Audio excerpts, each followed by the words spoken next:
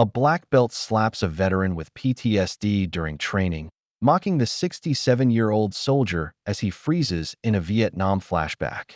The arrogant MMA fighter films everything for his social media, calling the traumatized Gary pathetic and broken, while other students watch in horror. But what this punk doesn't realize is that the quiet instructor stepping forward isn't just another martial arts teacher. This is Donnie Yin himself. The bully has just humiliated a war hero in front of one of the world's most legendary fighters, a man who spent decades perfecting the art of destroying opponents with surgical precision. While the thug keeps his camera rolling, thinking he's captured another viral moment, he's actually filmed his own destruction. The other students whisper in recognition as the master moves with that unmistakable fluid grace that made him a legend. Gary steps back, knowing his teacher is about to deliver the kind of justice that only comes from a lifetime of martial arts mastery. The punk sponsors are already furious about his previous failures, and now he's about to face the consequences of picking the wrong fight in the wrong dojo. What happens when an internet bully meets a real-life action hero? Will the fighter survive learning why some legends are born from respect, not arrogance? What happened next would shatter the punk's ego for the rest of his pathetic career. Before we jump back and tell us where you're tuning in from, and if this story touches you, make sure you're subscribed, because tomorrow I've saved something extra special for you. Gary Mitchell's weathered hands gripped the steering wheel of his Honda Civic as he sat in the strip mall parking lot, staring at the simple sign, Harmony Martial Arts Academy. The tremor in his fingers had started again during the drive, a familiar companion that arrived whenever he pushed himself towards something new. At 67, new felt dangerous. The evening sun cast long shadows across the pavement as other students filtered into the dojo. Gary watched them through his windshield, a mix of ages, all moving with purpose he envied. He'd driven here 3 times before, never making it past the parking lot. Tonight felt different, though he couldn't say why. The door chimed softly as he entered, revealing a clean, respectful space lined with mirrors and traditional martial arts equipment. No flashy decorations or intimidating posters, just calm efficiency. Students paired off for practice while a soft-spoken instructor moved between them with fluid grace. "Master Danny," someone called out, and the instructor turned. Mid-40s, Gary estimated, with kind eyes that seemed to see everything without judgment. Chinese-American, built like a dancer but with something more underneath, a stillness that spoke of deep training. Gary lingered near the wall, uncertain. His PTSD made crowds difficult, but this felt different. Controlled. Respectful. When Master Danny approached other students, Gary noticed how he corrected without condescension, taught without ego. First time, the voice belonged to Betty Rodriguez, a woman in her 60s with silver-streaked hair and a warm smile. "I'm still learning after 2 years. Master Danny makes it feel possible." Gary nodded, words stuck somewhere between his chest and throat. Betty introduced him to Frank Kowalski, an ex-cop with steady eyes, and Lisa Chun, a nurse whose gentle presence reminded him of the good people he'd met in darker times. When Master Danny finally approached, Gary felt his shoulders tense. But the instructor's voice carried no pressure, only invitation. "Would you like to try a basic form? Nothing complicated, just breathing and movement." Gary's hands shook as he attempted to mirror the simple positions, but Master Danny remained patient, adjusting his stance with careful respect for personal space. AS class ended with a traditional bow. Master Danny touched Gary's shoulder lightly. "I sense you understand discipline from another life." Gary followed him to a small office behind the dojo, surrounded by certificates and photos where faces had been turned away from the camera. The jasmine tea smelled like peace. The office felt like a sanctuary, insulated from the world's harsh edges by old wisdom and newer kindness. Gary accepted the delicate cup, noting how Master Danny's movements remained fluid even in stillness, pouring tea like a meditation. "I've seen that look before," Danny said quietly, settling across from him. "The body remembers what the mind wants to forget." Gary's throat tightened. He'd heard countless variations of that sentiment from VA counselors, but something in Danny's tone suggested personal understanding rather than textbook sympathy. "Vietnam," Gary managed, the word carrying 40 years of weight. "Thought I was past the worst of it, but crowds still make me He gestured at his trembling hands. Danny nodded without the usual expressions of gratitude or pity that made Gary feel like a museum piece. Instead, he demonstrated a simple breathing exercise, coordinating it with a basic Wing Chun stance. Martial arts isn't about fighting, Danny explained, his own breathing steady and deep. It's about finding center when the world tries to knock you off balance. Your military training taught you discipline. This builds on that foundation. For the first time in months, Gary felt his chest loosen. The breathing pattern, combined with the precise positioning, created a moment of clarity that surprised him with its power. I understand trauma, Danny continued, his eyes distant. I've played many roles that required understanding violence. Real peace only comes when we transform that experience into something that protects others. Gary studied the certificates on the walls, noting commendations from martial arts organizations he didn't recognize. The photos remained tantalizingly unclear, but something about Danny's presence suggested depths beyond a simple dojo instructor. The flashbacks, Gary said carefully, they come without warning. Last week, a car backfired and I was 22 again, watching my squad leader die. Danny's expression remained steady, accepting. The mind seeks to protect us by reliving danger, but sometimes protection becomes prison. Here, we teach the body new responses, ones that bring calm instead of chaos. The tea had grown cool, but Gary found himself reluctant to leave this pocket of understanding. Outside, the strip mall buzzed with ordinary evening life, but inside this office, he felt something he'd almost forgotten: hope. Can I come back? Thursday. The question emerged before he could second-guess it. Danny's smile transformed his face, revealing warmth that reached his eyes. This is your dojo now, Gary. Come whenever you need peace. Thursday evening brought the same nervous energy, but Gary arrived 15 minutes early, helping Danny arrange equipment with the careful precision of old military habits. The routine felt good, purposeful movement without the weight of expectations. The regular students filtered in with familiar warmth. Betty squeezed his shoulder in greeting, Frank nodded with cop-to-veteran recognition, and Lisa's smile carried the professional compassion of someone who'd seen trauma's many faces. The dojo's atmosphere wrapped around Gary like a security blanket woven from respect and shared purpose. Then the front door opened with unnecessary force, setting the entry chime into agitated motion that made Gary's shoulders bunch instinctively. Kellerman, here. The voice carried the artificial enthusiasm of someone performing for an audience. The newcomer was built like trouble, 6'1", muscled in the obvious way of gym culture, with expensive athletic wear that screamed money and attitude in equal measure. Brad Kellerman swept into the space, recording everything on his phone, narrating like a nature documentary. Checking out this traditional Kung Fu McDojo. Let's see if this ancient stuff works against real fighting.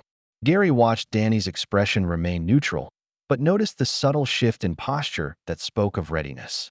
The other students exchanged glances. This wasn't their first encounter with martial arts tourists seeking easy content.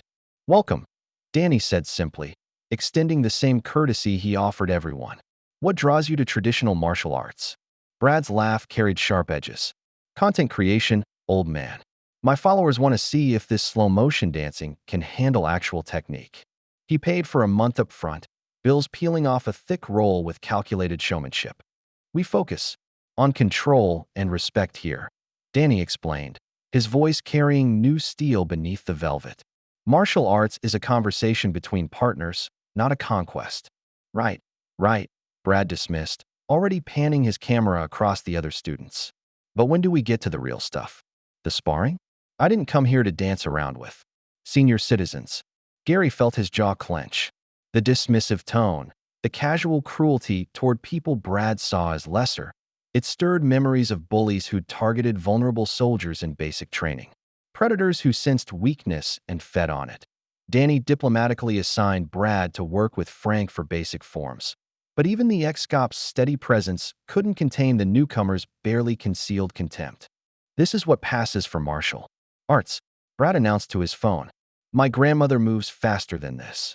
The evening's rhythm shattered under Brad's relentless performance. Every drill became an opportunity for commentary, every pause a chance to demonstrate his superiority to an audience of strangers watching through his phone screen. Danny attempted to maintain normal class structure, pairing students for light contact exercises, but Brad transformed each interaction into theater. When paired with Betty for a simple blocking drill, he moved with unnecessary speed and force, making her stumble while apologizing with theatrical concern. "Whoa, sorry there, Betty. Guess I don't know my own strength." Gary's hands clenched into fists as he watched the elderly woman recover her balance with quiet dignity. The calculated cruelty beneath Brad's false charm triggered something primal. Protective instincts honed in jungles where predators wore friendly faces until they struck. "Perhaps we should focus on control," Danny suggested, demonstrating the proper technique with fluid precision. His movements carried the kind of effortless mastery that should have commanded respect, but Brad simply recorded everything while providing sarcastic commentary. "Look at the slow-mo master," he narrated to his camera. "Very impressive choreography, but this is supposed to be combat training, not dance class." Frank stepped closer, his cop instincts obviously triggered. "Maybe dial it back a notch, kid." Brad's grin widened. "Just showing these folks what real martial arts looks like. No offense to anyone here, but YouTube's watching, and they expect authenticity." When Danny paired students for the final exercise of the evening, Gary found himself facing Brad. The younger man's eyes lit up with predatory interest, fresh content featuring the most vulnerable target in the room. "This should be good," Brad murmured, loud enough for his phone to catch. "Let's see what the war heroes got left in the tank." Gary's breathing quickened as Brad circled him like a shark testing prey. The dojo's walls seemed to shift, shadows lengthening into jungle darkness. Voices from the past whispered warnings about enemies who smiled while planning violence. "Come on, soldier boy," Brad taunted, his movements aggressive despite the exercise's gentle parameters. "Show me those killer instincts I've heard so much about." The room fell silent as other students recognized the shift in atmosphere. Danny moved closer, but Brad had already sensed victory. "This is what happens when civilians try to play warrior," he announced to his camera, then louder. "Next time I'm bringing my full game. These old-timers need to see what real fighting looks like." The following Tuesday carried ominous weight.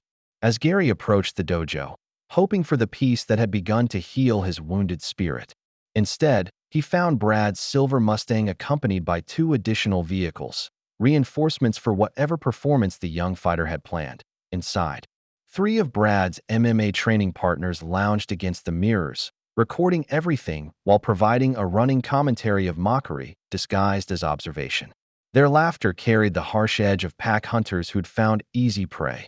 "Gary," Brad called out with false enthusiasm, gesturing toward his camera crew. "Meet the boys. They're here to see if traditional martial arts can hang with real fighters." Danny maintained his composure, but Gary caught the subtle tension in his instructor's shoulders. The peaceful sanctuary had become a stage for humiliation, its sacred atmosphere polluted by contempt masquerading as curiosity. "We welcome observers," Danny said carefully. "But this remains a learning environment built on mutual respect." Brad's friends exchanged glances loaded with barely suppressed amusement. Gary recognized the dynamic from his military days. Bullies always hunted in packs, drawing courage from collective cruelty while avoiding individual accountability. As class began, the disruptions started immediately. Simple forms became opportunities for stage-whispered commentary about dancing grannies and ancient kung fu theater. When Danny demonstrated defensive techniques, Brad's crew offered to show what those moves look like against real resistance. Gary felt his chest tightening as the familiar symptoms began building. Rapid heartbeat, sweating palms, the hypervigilance that preceded full flashbacks. The dojo's walls seemed to pulse with threatening energy, transforming from sanctuary into trap. "Let's do some real sparring," Brad announced, abandoning all pretense of respect. "I want to test these traditional techniques against legitimate pressure." Danny attempted to redirect toward controlled exercises, but Brad had already selected his target. He approached Gary with predatory focus, recognizing the most vulnerable member of their small community. "Come on, soldier," Brad taunted, his camera crew positioning for optimal angles. "Show us how they trained killers back in your day." Gary's breathing became shallow as the present moment began dissolving into memory. The dojo's fluorescent lights flickered like muzzle flashes, Brad's voice echoing like enemy soldiers calling through jungle darkness. This is what happens when weaklings try to play warrior, Brad continued, sensing Gary's distress and amplifying his assault. The cameras captured everything as Gary's eyes lost focus, his body freezing in the grip of traumatic memory. The room fell silent except for the soft hum of recording devices documenting a veteran's most vulnerable moment. Gary stood motionless. In the center of the mat, his eyes vacant and distant, trapped in a memory 40 years old but vivid as yesterday's nightmare. The jungle heat pressed against his skin while Brad's voice faded into the chaos of automatic weapons fire and screaming. "Wake up, soldier boy!" Brad's shout cut through the phantom gunfire, dragging Gary partially back to the present. "This isn't Vietnam." Danny moved forward with careful precision, recognizing the signs of traumatic dissociation. His voice carried gentle authority as he spoke Gary's name, but the veteran remained locked in his internal battlefield, reliving the moment his squad leader bled out in his arms. "Jesus Christ," one of Brad's friends muttered, lowering his camera slightly. "Is he having some kind of seizure?" Brad's eyes gleamed with opportunity. The frozen veteran represented perfect content, viral gold that would restore his damaged reputation. He raised his phone higher, ensuring optimal footage of Gary's vulnerable state. "This is what happens when broken soldiers try to play martial artist," Brad announced to his audience, both live and digital. "Reality therapy time." Danny stepped closer, his movements flowing like water around Gary's rigid form. "Gary, you're safe. You're in Phoenix, in the dojo. Listen to my voice." But Gary remained trapped between past and present, his breathing shallow and rapid. Betty reached toward him instinctively, then stopped as Danny shook his head. Sudden contact could trigger violent defensive reactions in someone experiencing flashback episodes. Brad grew impatient with the drama that wasn't delivering the explosive content he'd promised his followers. Gary's silent suffering lacked the kinetic energy that drove social media engagement. "Enough of this," Brad declared, raising his free hand. "Sometimes shock therapy is the only thing that works on these head cases." The slap echoed through the dojo like a gunshot, sharp and brutal. Gary's head snapped sideways, his cheek reddening instantly from the force of Brad's palm. The room fell into stunned silence as the veteran's eyes slowly refocused, returning from Vietnam to find Brad's smirking face inches away. "There we go," Brad said with satisfaction, still recording. That fixed him right up. Danny's entire demeanor shifted in that moment, his gentle instructor's mask falling away to reveal something far more dangerous underneath. The aftermath of the slap hung in the air like smoke from an explosion. Gary blinked slowly, his mind struggling to process the transition from jungle terror to fluorescent-lit humiliation. His cheek burned where Brad's hand had connected, but the physical pain paled beside the crushing shame of having his deepest vulnerability exposed and mocked. Betty gasped audibly, her hands flying to her mouth in horror. Frank stepped forward, aggressively, his cop instincts screaming at the unprovoked assault on a defenseless person. Lisa moved toward Gary with medical concern, but Danny's raised hand held everyone in place. "That was unnecessary and disrespectful," Danny said quietly, his voice carrying a new quality that made the air itself seem heavier. The gentle instructor who had poured tea and offered wisdom was gone, replaced by something far more formidable. Brad laughed, drunk on his own cruelty and the promise of viral success. "Sometimes reality therapy is the only thing that works on these head cases. You should thank me. I brought him back from whatever crazy land he was visiting." Danny's posture shifted subtly, his center dropping lower as his weight settled into perfect balance. The change was almost imperceptible, but suddenly he seemed to occupy more space, to command attention through presence alone. "You seem to believe violence solves problems," Danny observed, his tone conversational but edged with steel. "Perhaps you'd like to demonstrate your philosophy against someone who can defend themselves." The challenge hung between them like a drawn blade. Brad's eyes lit up with predatory hunger. This was exactly what he'd been hoping for, the confrontation that would redeem his damaged reputation and provide the explosive content his followers craved.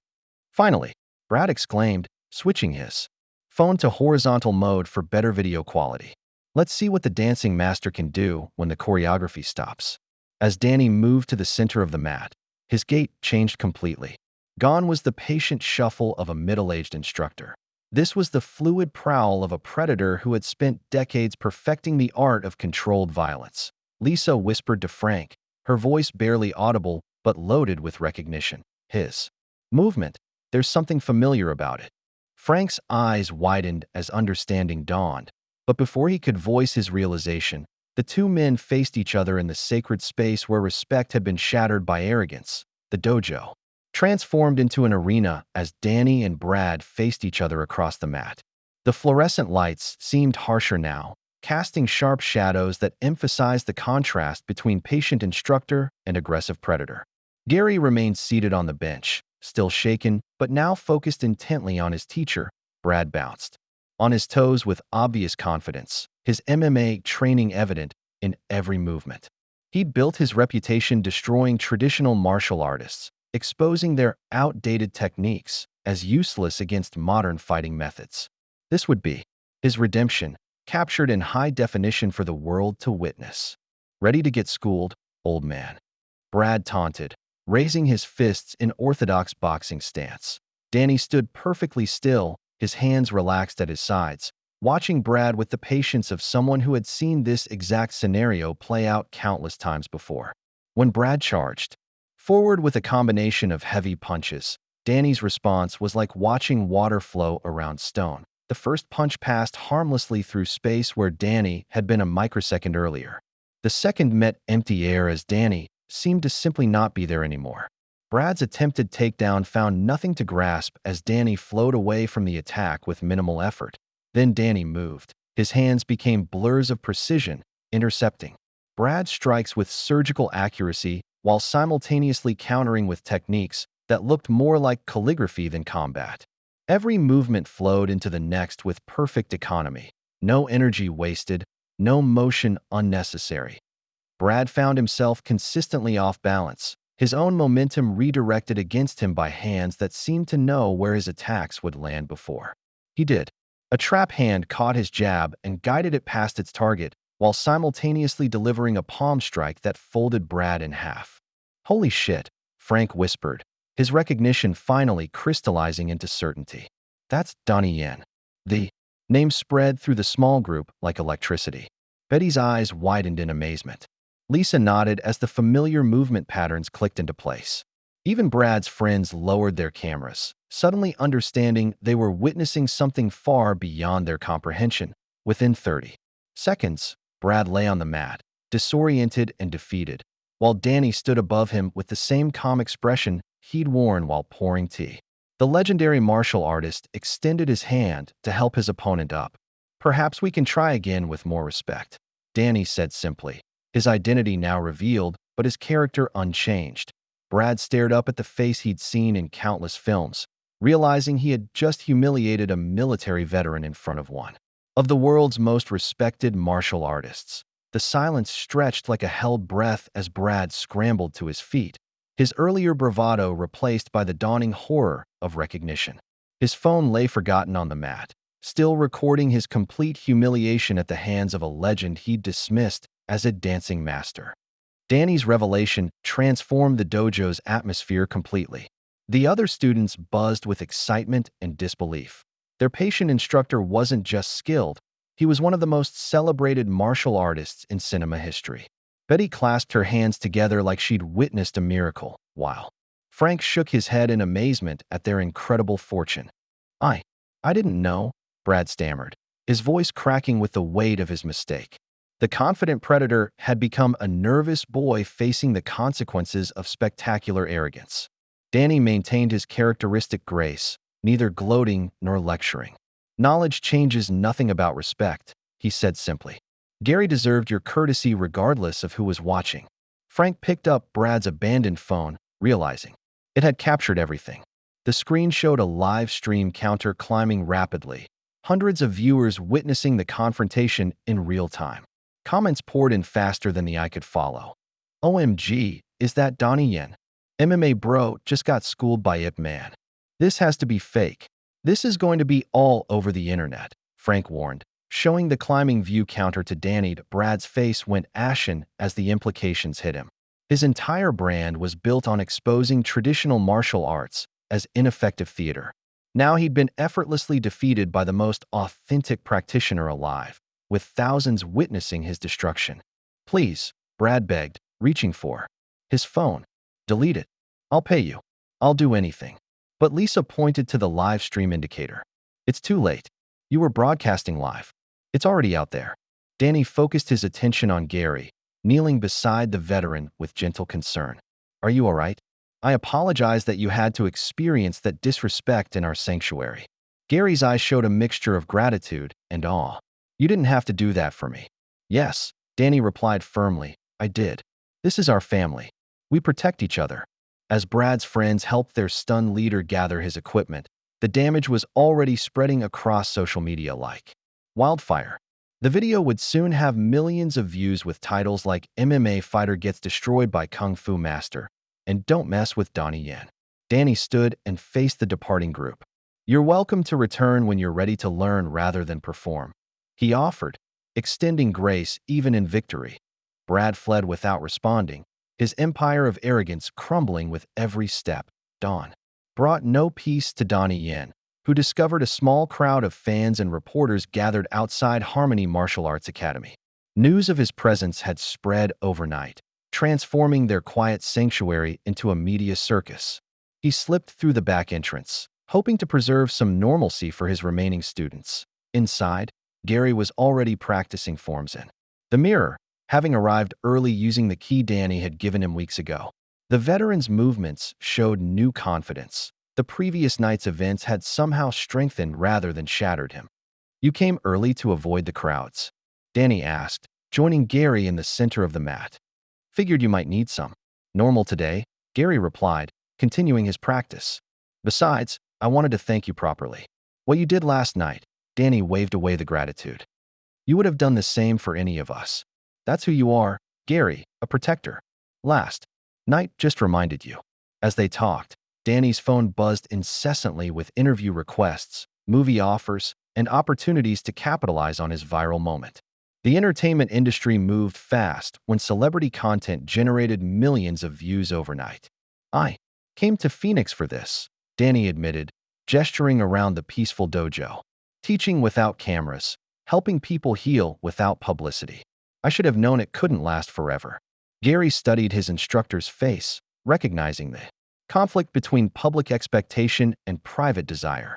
"You know, in Vietnam, the best officers were the ones who never wanted command. They led because someone had to, not because they craved the power."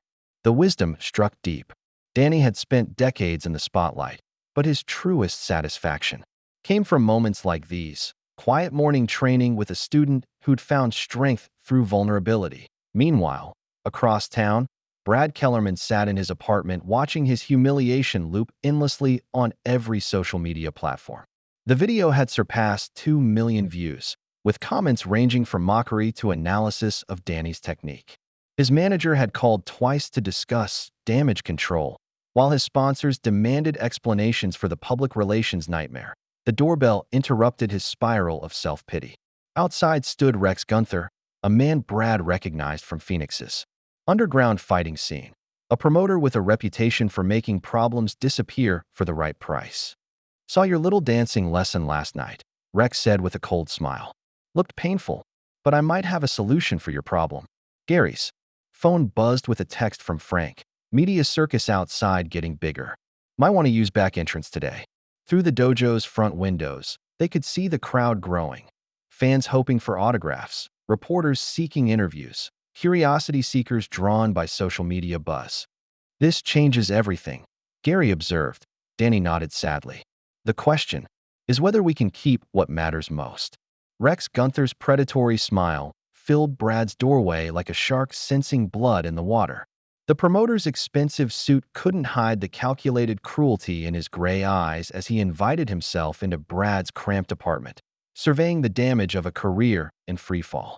2.7 million views and climbing, Rex observed, settling into Brad's gaming chair without invitation. "That's a lot of people watching you get embarrassed by a movie star." Brad's jaw clenched as he muted the endless replay of his humiliation. Social media had turned him into a cautionary tale, the arrogant fighter who picked the wrong opponent. His sponsors were abandoning ship faster than he could dial their numbers. "What do you want, Rex?" Brad asked, though he already suspected. The answer involved the kind of deals that couldn't be undone. That Rex's laugh carried no warmth. "Direct. I like that. Here's your problem, kid. That martial arts movie star just made you look like an amateur in front of the whole world. Your brand is built on exposing fake fighting, and you just got schooled by someone who makes movies for a living." The truth hit like a physical blow. Brad's entire identity revolved around proving traditional martial arts were inferior to modern MMA. Now he'd been effortlessly defeated by their most celebrated practitioner, with millions witnessing his complete technical destruction. "But here's what that movie boy doesn't understand," Rex continued, his voice dropping to conspiratorial levels. "This is Phoenix, not Hong Kong. I run the real fighting scene here. Underground matches where money talks louder than Hollywood. Credentials." Brad leaned forward despite his better judgment. Rex Gunther's reputation preceded him: illegal gambling operations, fixed fights, connections to organized crime. Getting involved with Rex meant crossing lines that couldn't be uncrossed. "That dojo of his is making me look bad," Rex explained. "Legitimate martial arts schools are bad for business when you're running operations that depend on people believing fighting is just entertainment. But if we could prove that your movie star can't handle real fighters." "You want me to challenge him again?" Brad interrupted. "Did you not see what happened last night?" Rex's smile widened. "Who said anything about a fair fight? That pretty boy made his reputation with choreographed movie magic. Let's see how he handles multiple opponents who aren't following a script." The proposal hung in the air like poison gas. Brad understood exactly what Rex was suggesting: a setup designed to seriously injure or kill Donnie Yen while making it appear like legitimate combat. "I'm not a killer," Brad protested weakly. "Course not," Rex agreed. "You're just a fighter looking to restore his reputation. What happens in the ring isn't your responsibility. That's on him for accepting challenges he can't handle." Brad's phone buzzed with another notification. His video had reached 3 million views, each one a nail in his career's coffin. His bank account was hemorrhaging money as sponsors fled and opportunities evaporated. "What would you need me to do?" He heard himself asking. Rex's gymnasium occupied a converted warehouse in Phoenix's industrial district, where the smell of sweat mixed with desperation and illegal money. Posters of underground fighters lined the walls like wanted photos, their faces bearing the particular hardness of men who'd sold their souls for brief moments of violent glory. "Welcome to the real world," Rex said, gesturing around the space where legitimate sport went to die. "No cameras, no rules, no witnesses who matter."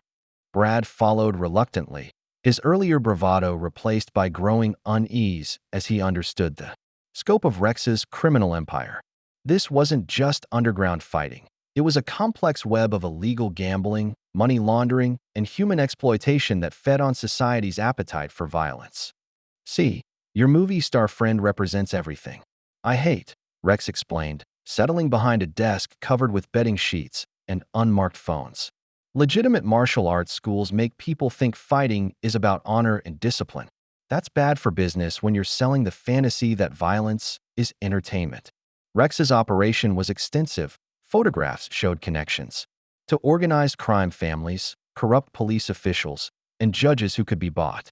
The underground fighting circuit generated millions in illegal gambling revenue, with Rex taking a percentage of every bet placed on human suffering. "Your viral moment actually helps us," Rex continued. "Now everyone knows there's a legitimate martial arts master in Phoenix. That makes him a threat to our whole setup. What happens when people realize the difference between real skill and our manufactured drama?" Brad began to understand the deeper game. Rex's fighters weren't martial artists. They were desperate men manipulated into violence for others' profit.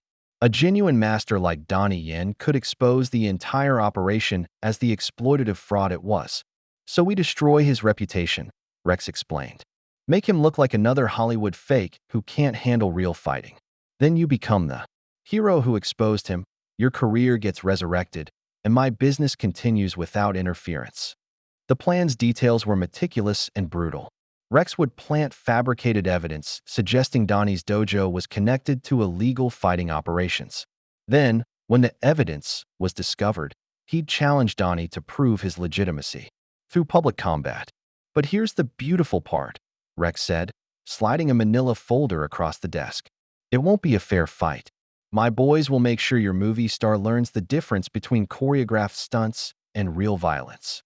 Inside the folder were photos of Rex's stable of fighters, men with scarred faces and dead eyes who fought not for sport, but for survival. These weren't athletes seeking glory. They were weapons pointed at anyone who threatened Rex's empire. Multiple opponents, Brad asked, his voice barely a whisper. As many as it takes, Rex confirmed. We film everything to make it look like he couldn't handle legitimate challenges. Your reputation gets restored, his gets destroyed, and my business stays protected. Brad stared at the photos, recognizing several faces from underground fight. Videos where men had been permanently disabled for entertainment. This wasn't about martial arts. It was about eliminating a threat through orchestrated violence. What if he gets seriously hurt? Brad asked that Rex's shrug was answer enough.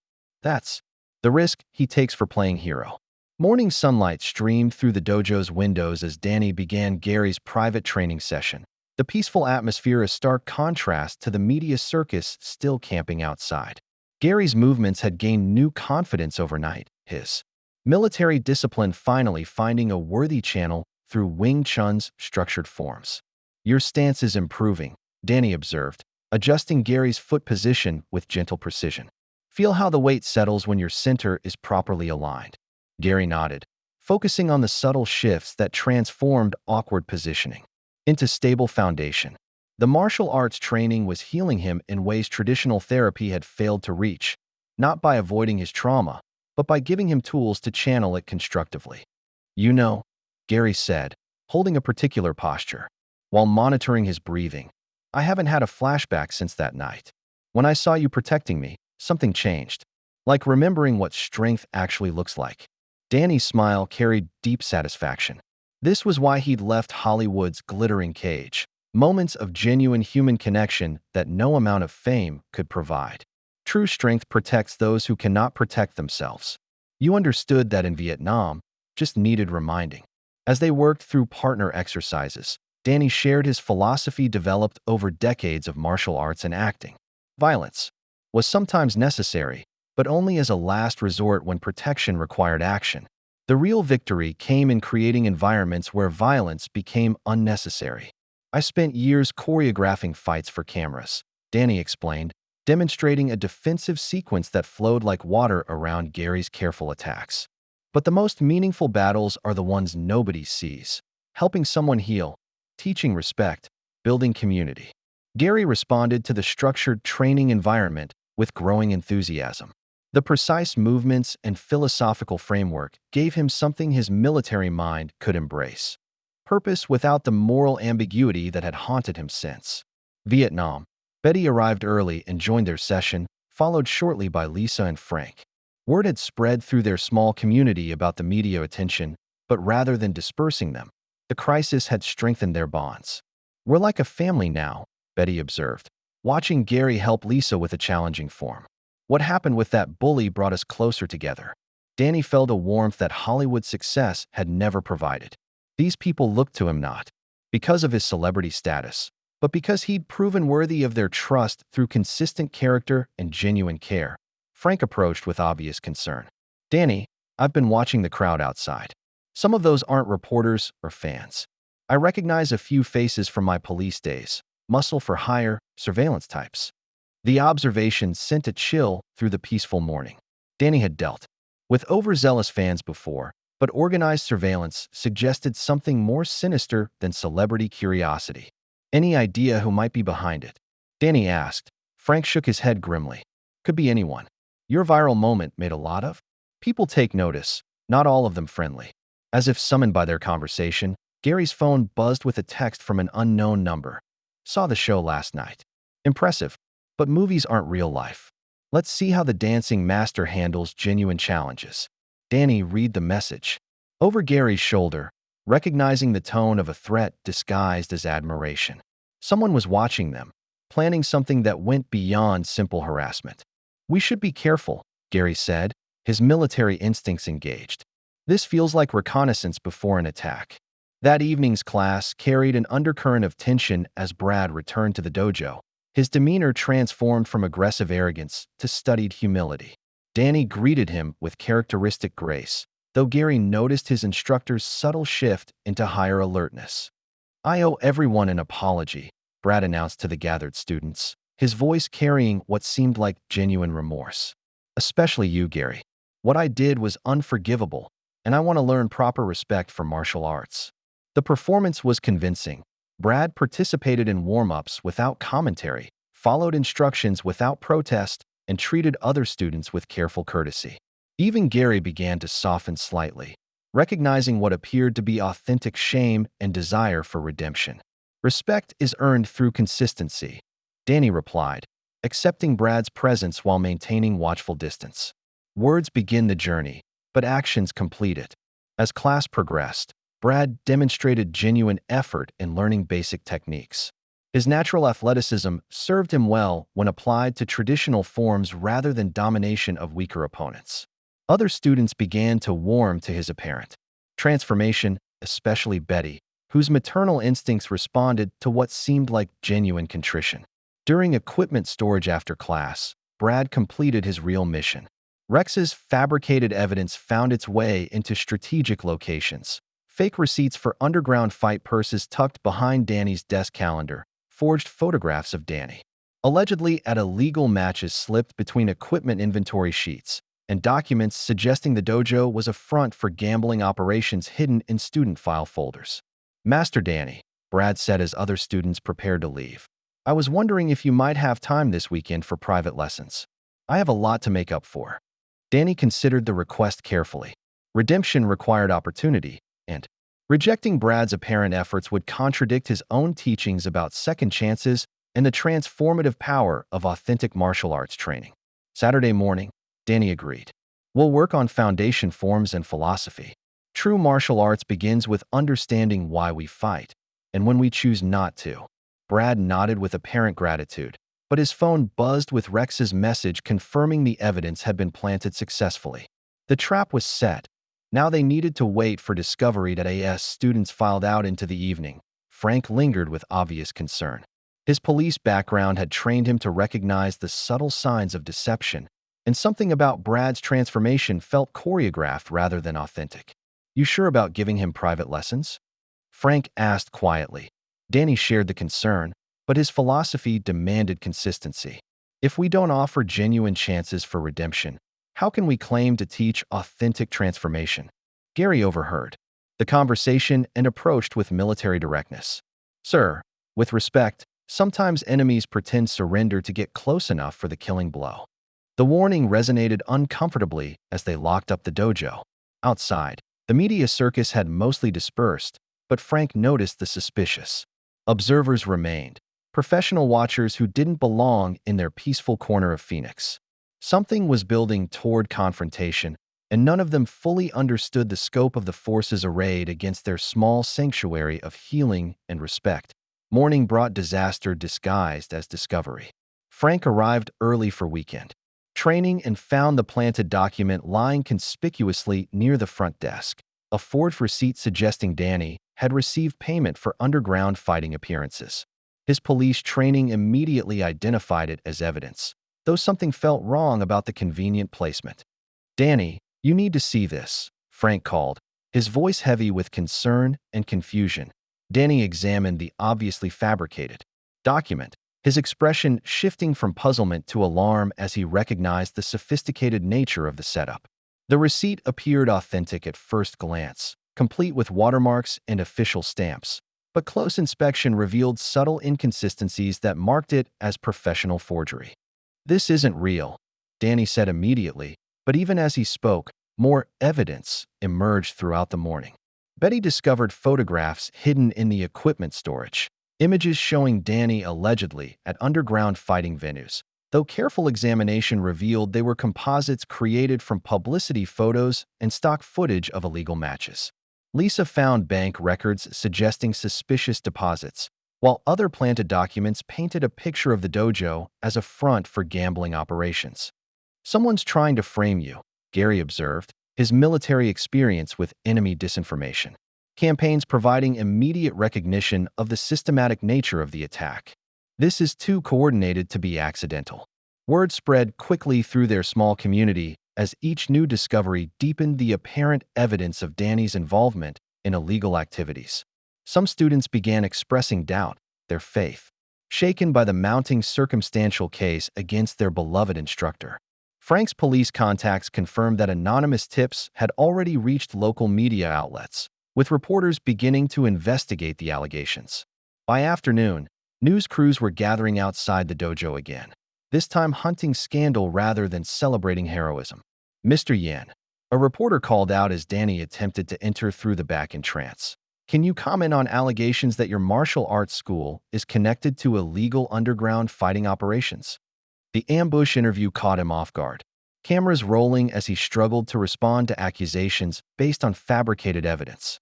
His denials sounded defensive rather than convincing, especially when confronted with photographs and documents that appeared authentic to untrained eyes. "These allegations are completely false," Danny stated firmly, but the damage was already spreading across social media and local news platforms. The evening news featured the story prominently, with Danny's viral victory over Brad now recontextualized as potential evidence of involvement in illegal fighting circuits. The narrative shifted from celebrated martial artist to suspected criminal overnight. Gary stood firmly by Danny's side as doubt crept through their community. "Sir, I've seen enemy propaganda operations before. This has all the hallmarks: sophisticated forgeries, coordinated timing, multiple evidence sources appearing simultaneously. Someone with resources is orchestrating this attack." But the damage was accelerating beyond their ability to control. Parents began withdrawing their children from classes, while longtime students expressed concerns about the dojo's reputation. The sanctuary Danny had built through years of patient teaching was crumbling under the weight of systematic deception. As they locked up that evening, Danny's phone buzzed with an unknown caller. Rex Gunther's voice carried false concern as he delivered the final blow. "Saw the news about your little problem. Shame how these things spread. But I might have a solution: public demonstration of your legitimacy. Prove you're the real deal, and maybe people will believe your denials." The trap had sprung perfectly, leaving Danny with an impossible choice between accepting obvious danger or appearing to confirm guilt through refusal. Rex's press conference transformed the dojo's parking lot into a media circus, cameras capturing every calculated word as he positioned himself as a concerned citizen exposing martial arts corruption. Brad stood beside him, playing the role of reluctant whistleblower with convincing remorse. "Ladies and gentlemen," Rex announced, his voice carrying false gravitas, "recent evidence suggests this establishment may be connected to illegal fighting operations that exploit desperate people for profit." Danny watched from inside the dojo as Rex displayed enlarged copies of the fabricated evidence, each forgery presented with theatrical outrage. The promoter's performance was masterful, concerned community member rather than criminal orchestrator. "Mr. Yin has built his reputation on Hollywood choreography," Rex continued, "but real martial arts requires real testing. If he's truly the legitimate master he claims to be, let him prove it through fair combat against genuine opponents." The challenge was delivered with calculated precision, designed to appear reasonable while concealing its true purpose. Rex knew Danny's character would compel him to defend his students and his art, regardless of personal risk. "I formally challenge him to demonstrate his skills against Mr. Kellerman in public combat," Rex declared. "If he refuses, what does that tell us about his authenticity?" The crowd murmured approval, hungry for spectacle disguised as justice. Danny realized he was trapped. Refusal would confirm guilt in public opinion, while acceptance meant walking into obvious danger. Gary grabbed his arm urgently. "Sir, this is a setup. Everything about it screams ambush." But the cameras were rolling, and Rex's trap had sprung perfectly. Danny stepped outside, facing the media with quiet dignity despite the chaos surrounding him. "I accept your challenge," he announced simply, sealing his fate as Rex's smile widened predatorily. Fight night arrived with the atmosphere of a gladiatorial execution. Rex's converted warehouse buzzed with hundreds of spectators who'd paid premium prices to witness what they believed would be a legitimate martial arts demonstration. The air reeked of sweat, cigarettes, and the particular excitement that preceded sanctioned violence. Gary surveyed the crowd with growing unease, his military instincts screaming warnings about the setup's obvious nature. Betty and Lisa flanked him, their faces showing the same mixture of loyalty and fear that had brought them here despite the danger. "This feels wrong," Lisa whispered, noting how the audience seemed more bloodthirsty than curious about authentic martial arts. Danny entered through a side door, moving with characteristic calm despite the hostile environment. He'd prepared for this moment through meditation and acceptance. Whatever happened tonight, he would face it with dignity intact. Brad waited in the makeshift ring, his nervousness obvious to anyone who knew him well.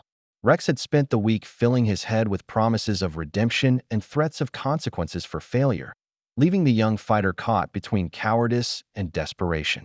"Ladies and gentlemen," Rex announced through a microphone that crackled. "With feedback, tonight we settle the question of authentic martial arts versus Hollywood fantasy."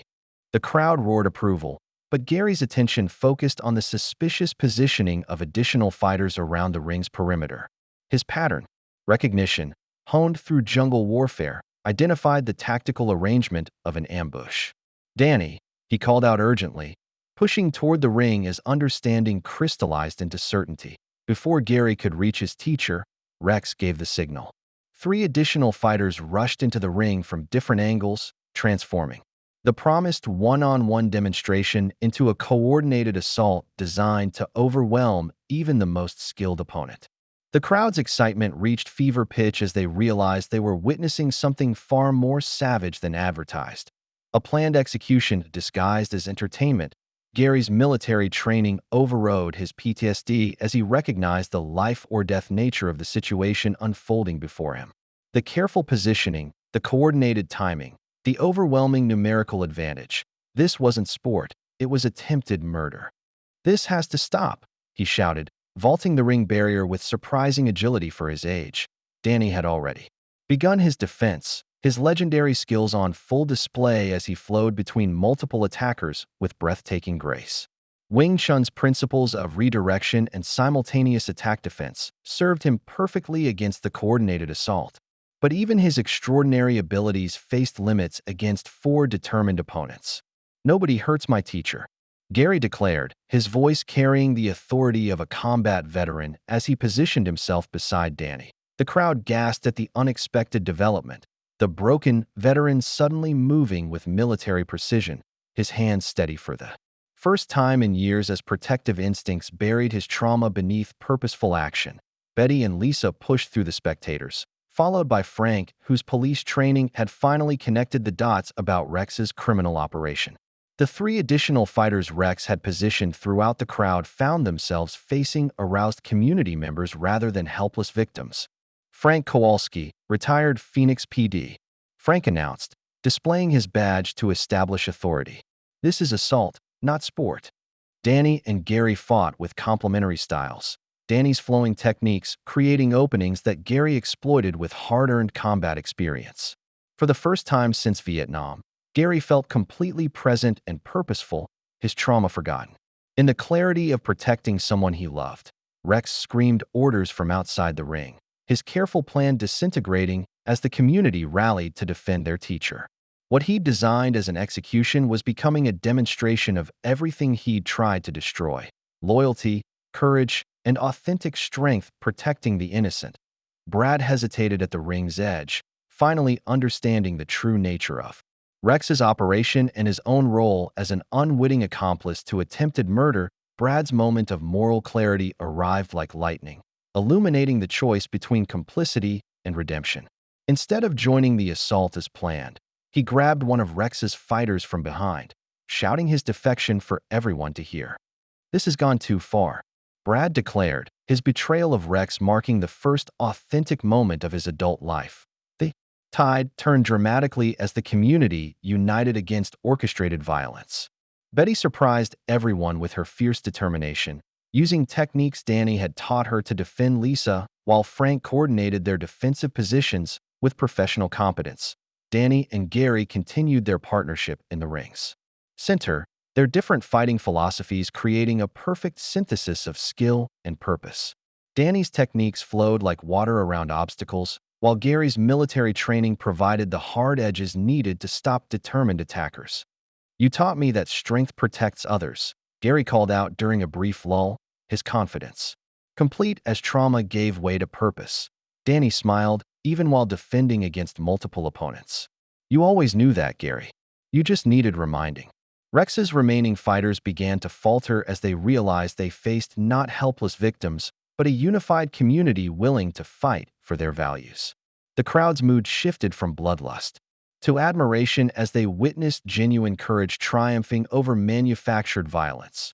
Frank had already called for backup, his police contacts understanding the scope of Rex's criminal operation once provided with insider information from Brad's confession.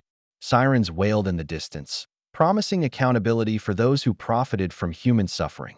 Lisa applied her medical training to disable opponents through pressure point manipulation, while Betty's maternal fury proved surprisingly effective against men who'd never faced grandmotherly rage backed by martial arts training.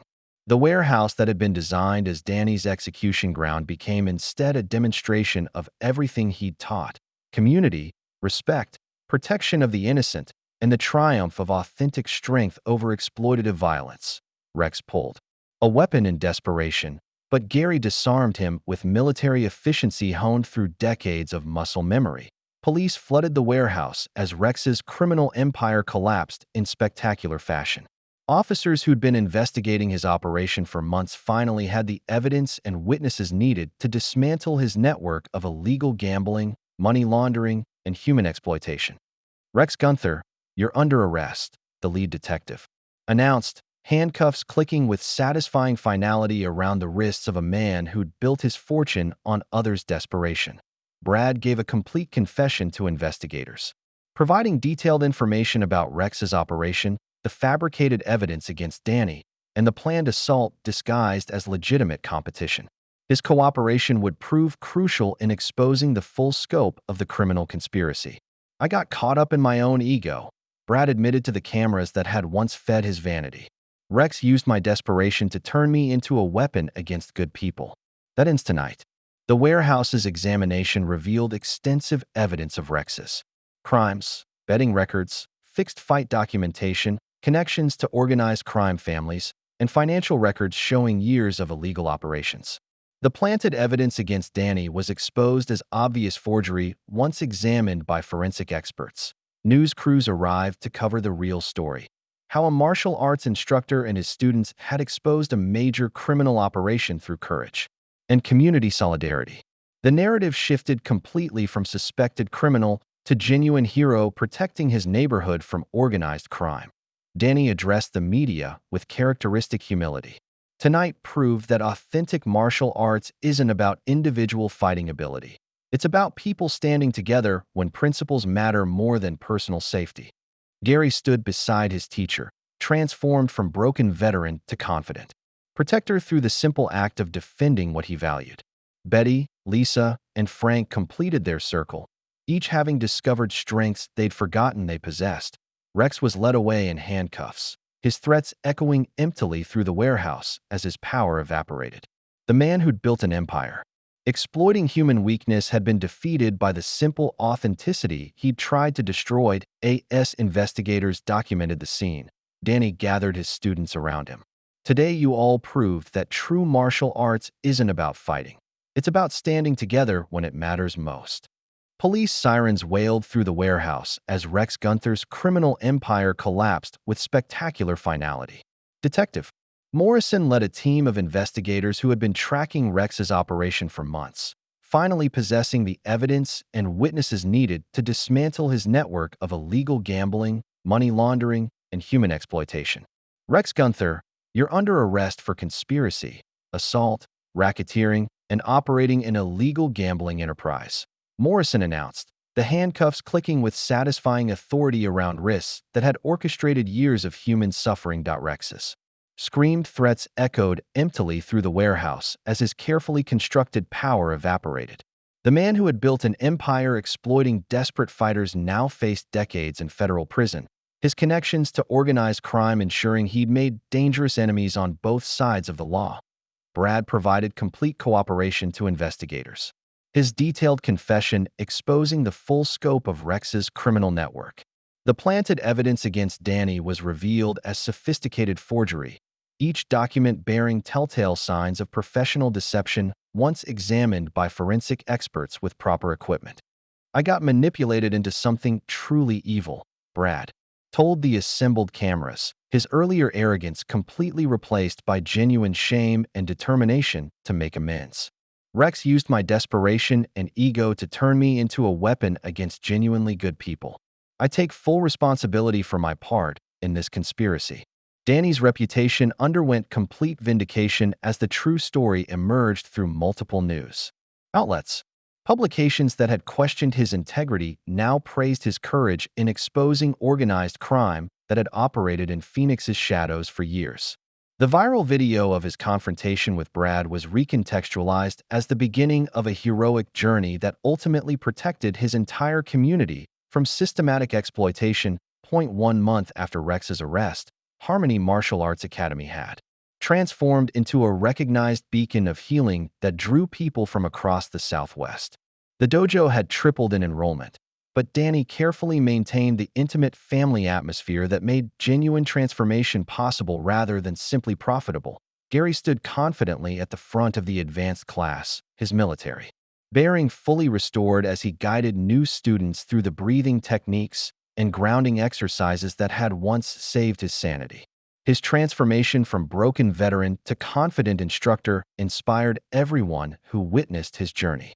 From trauma to purposeful leadership, Master Donnie taught me that real strength isn't about fighting ability, Gary explained to his students, his voice carrying the unshakable authority of hard-won wisdom. It's about creating safe spaces where broken people can discover they're actually whole, just wounded temporarily. Brad worked quietly throughout the dojo during all operating hours, mopping floors, organizing equipment, and maintaining the facility with the dedicated humility of someone earning redemption through consistent service rather than grand gestures. His social media platform now promoted mental health awareness and authentic martial arts philosophy rather than toxic competition and manufactured drama. Betty had naturally become the dojo's unofficial grandmother, welcoming newcomers with the fierce protectiveness that had emerged during their warehouse battle. Lisa successfully bridged martial arts and medical communities, helping trauma survivors understand the crucial connection between structured physical practice and sustainable emotional healing. Frank used his extensive police connections to ensure other veterans throughout Arizona knew about the dojo's specialized programs, while his investigation background helped screen out potential troublemakers before they could disrupt the carefully maintained healing environment. The local veterans organization had officially partnered with the school, recognizing its unique effectiveness in treating PTSD through structured martial arts training combined with genuine community support and unconditional acceptance. The evening class concluded with their traditional bow of respect. But now it was followed by a group hug that had become their signature tradition, a physical symbol of the unbreakable family bonds forged through shared crisis, mutual support, and collective commitment to each other's healing journey.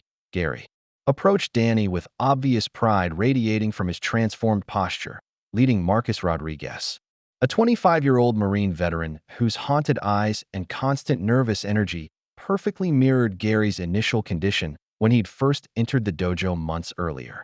"Marcus, this is Master Donnie," Gary said with the quiet confidence of someone who discovered his own profound capacity to help others heal from seemingly impossible wounds.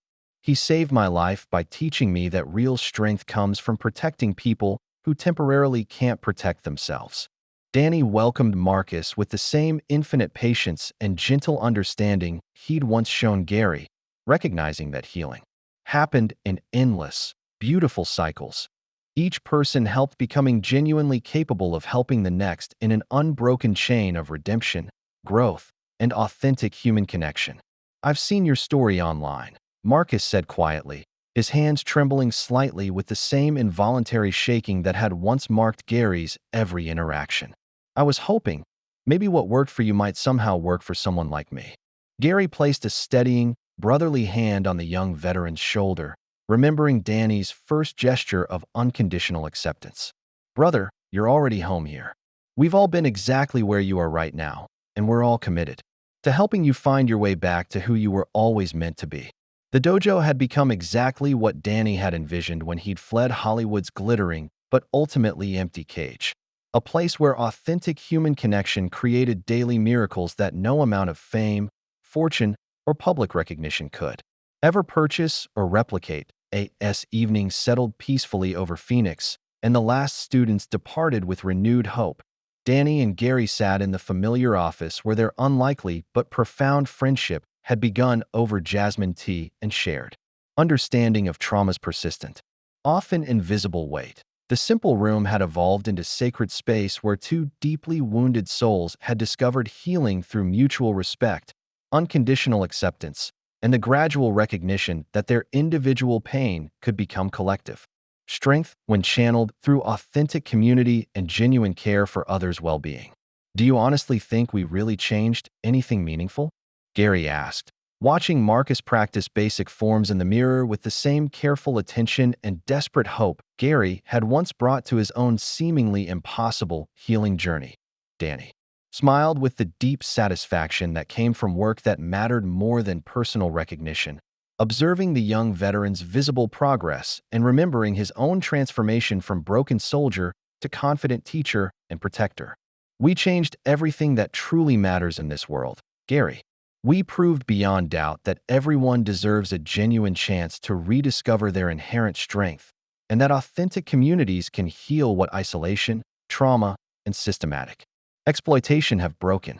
Through the dojo's front windows, they could observe the strip mall's comfortable evening rhythm, ordinary people finishing daily errands, families heading home together, the reliable pulse of suburban life continuing peacefully around their small but powerful sanctuary of healing, hope, and unconditional human acceptance. Rex believed strength meant exploiting others' desperation for personal profit. Danny reflected thoughtfully. Brad thought it meant dominating people he perceived as weaker than himself.